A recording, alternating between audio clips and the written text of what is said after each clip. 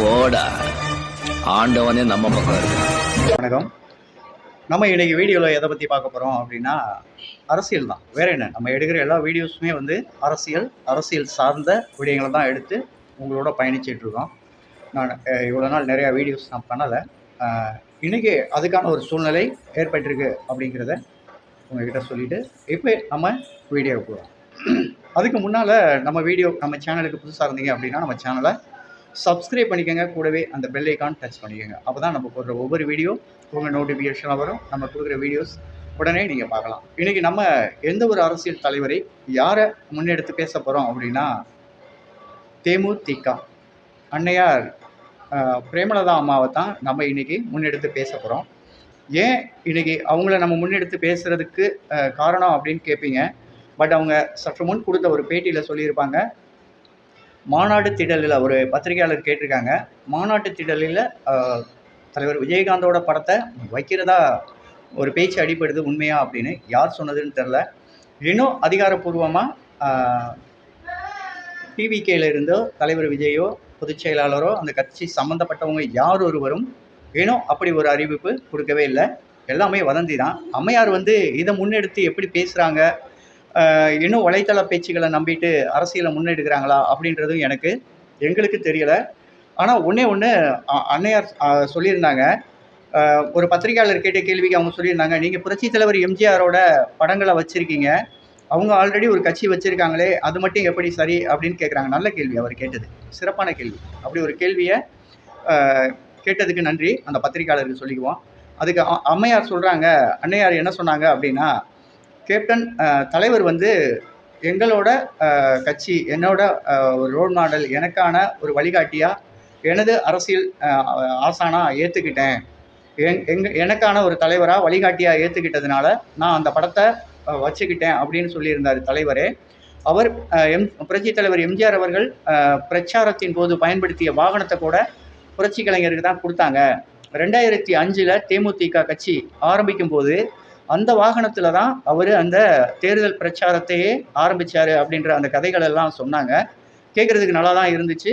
அந்த இடத்துல நம்ம புரட்சி கலைஞர் ஐயா விஜயகாந்தையும் அந்த அன்னதான பிரபுவை நம்ம எப்போவுமே கீழ் நோக்கிய இறக்கி எங்கே பேச வேண்டிய இடத்துல இல்லை. அவர் தான் இமயம் தொட்ட சிகரம் புரட்சி கலைஞர் விஜயகாந்த். ஆனால் அன்னையார் பேசுகிறது இன்னும் என்ன சொல்லணும் அப்படின்னா, ஒரு கட்சியில் அவரை முன்னெடுக்கணும் அப்படின்னு யாரும் நினைக்கல. தலைவரை ஏன் படம் வைக்கணும், அவரோட பிறந்த நாளில் இந்த மாநாடு மதுரையில் நடக்கிற மாநாடை கொண்டாடணும் அப்படின்னு அவர் நினச்சாரு அப்படின்னா, அவர் திரைத்துறையில் வளர்ந்து வர்றதுக்கு ஒரு முக்கிய காரணமாக இருந்த ஒரு தலைவராக நினைக்கிறத விட தான் அண்ணனாக நினச்சி தான் அவர் அதை செஞ்சார். அவரோட அந்த மரண துயர சம்பவம் கேட்டு அவர் இல்லத்துக்கு போகும்போது கூட தளபதி விஜய் அவர்களை அவமானப்படுத்தி அசிங்கப்படுத்தி அவங்க நடந்த அந்த காட்சிகளெல்லாம் நம்ம பார்க்க முடிஞ்சது. எல்லாருமே நீங்களும் பார்த்துருப்பீங்க. இது வரலாற்றில் இடம்பெற்ற ஒன்று தான். அதெல்லாம் மறந்துட்டு கூட தலைவருக்கான அந்த தம்பி அப்படிங்கிற ஒரு முன்னெடுப்பில் எனது அண்ணனாக இருக்கிற எங்கள் புரட்சி கலைஞருக்கு நாங்கள் ஒரு நன்றி கடன் பட்டிருக்கோம் அப்படின்றதுக்காக தான் இந்த மாநாட்டில் அவரோட அந்த ஒரு பிறந்த நாள் அன்று மாநாடு வைக்கணும் அப்படின்னு ஆசைப்பட்டார். அதுவும் தடைப்பட்டது. அந்த தடையும் எப்படிப்பட்டது, எப்படி தடை வாங்கினாங்க அப்படின்றத ஊரே அறியும். அந்த ஊர் அறியும் விஷயங்களை நம்ம அதுக்குள்ளே போய் அலசி ஆராய வேணாம்.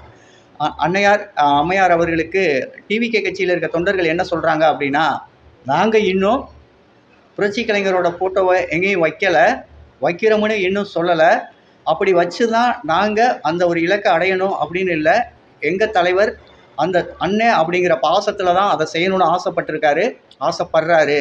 மற்றபடி அரசியல் உள்நோக்கமோ அதுக்குள்ளே அவர் விஜயகாந்த் அண்ணனை முன்னிறுத்தியோ நாங்கள் ஒரு அரசியலை நகர்த்தணும்னு அவசியம் இல்லை. தளபதி விஜய்க்கென்று ஒரு மாசு இருக்குது, அவருக்குன்னு ஒரு பேச்சு இருக்குது, அதுக்குள்ளே அவருக்குன்னு ஒரு பேர் இருக்குது. உள்ளம் என்ற ஒரு ஊர் இருக்கும். அந்த ஊருக்குள் விஜய் என்ற டிவிகே கட்சி தலைவனுக்கு ஒரு பேர் இருக்கும். அப்படி ஒரு பேர் படைச்சு பேரோட புகழோட இருக்கிற ஒரு தலைவன் தான் தளபதி விஜய். யாரோட அரசியல் சாயமும் வேணாம், யாரோட முகமும் அவருக்கு அவசியமும் இல்லை. நன்றி கடன் என்ற ஒன்று இருக்குது. அது எங்கள் அண்ணனாக நினைக்கிறத நான் நிறைவேற்றணும் அப்படின்னு நினச்ச ஒரு தலைவர். அதை தான் அவர் செய்யணும்னு நினச்சாரு. அன்னையார் என்ன நினைக்கிறாங்க அப்படின்னா, சும்மா இருக்கிற சங்க ஊதி கெடுத்தாராம் கோயில் பூசாரி அப்படின்னு ஒரு பழமொழி இருக்குது. கிராமங்களில் இதை சொல்லுவாங்க. அந்த மாதிரி தான் அன்னையார் வந்து ஓயாமல் இந்த மேட்ரை எடுத்தே பேசிட்டு சொல்லிட்டு நகர்த்திட்டே போகிறாங்க. Why bro, it is wrong bro அப்படின்னு அண்ணன் தளபதி விஜய் ஸ்டைலில் தான் இதை சொல்லணும்.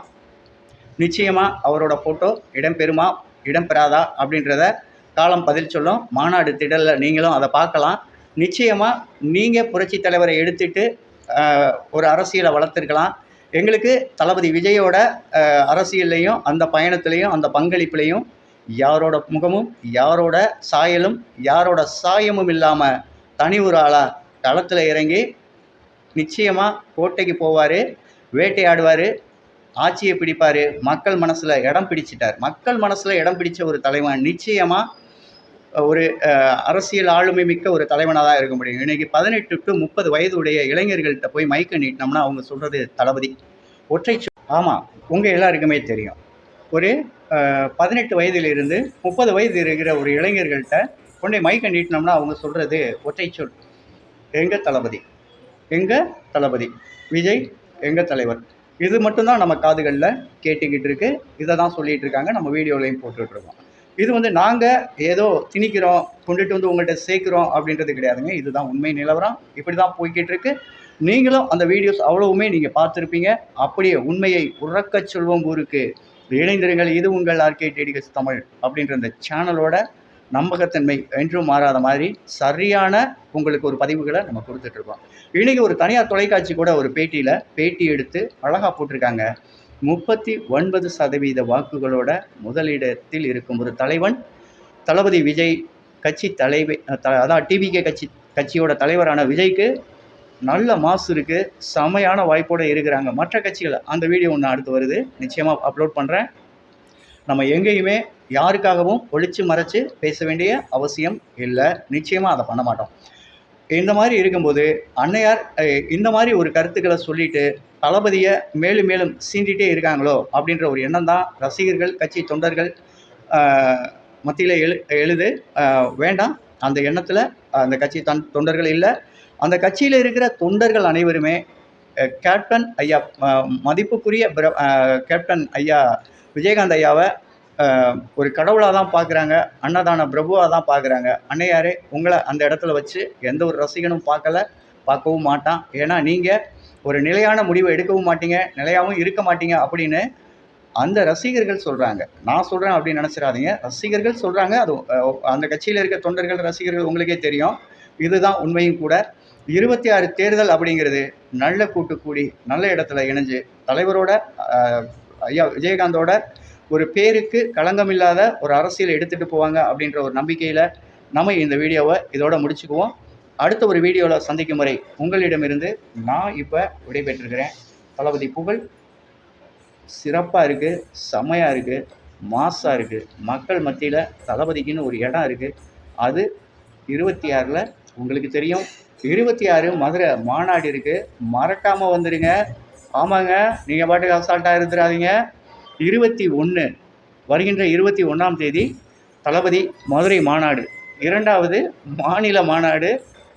மிகப்பெரிய இடைஞ்சல் இன்னல்களுக்கு மத்தியில் அந்த மாநாடை வெற்றிகரமாக நடத்தி கொடுக்க வேண்டிய ஒரு கட்டாயம், கடமை வந்து ரசிகர்களான உங்களுக்கு இருக்குது. நிச்சயமாக எங்களுக்கு இருக்குது. மதுரை மக்களான நாங்கள் உங்களை வரவேற்க காத்திருக்கோம். வருவீங்கன்ற நம்பிக்கையில் உறவுகளே மறக்காமல் வாங்க. நாங்கள் காத்துக்கிட்டு இருக்கோம் தளபதி மாநாட்டில்.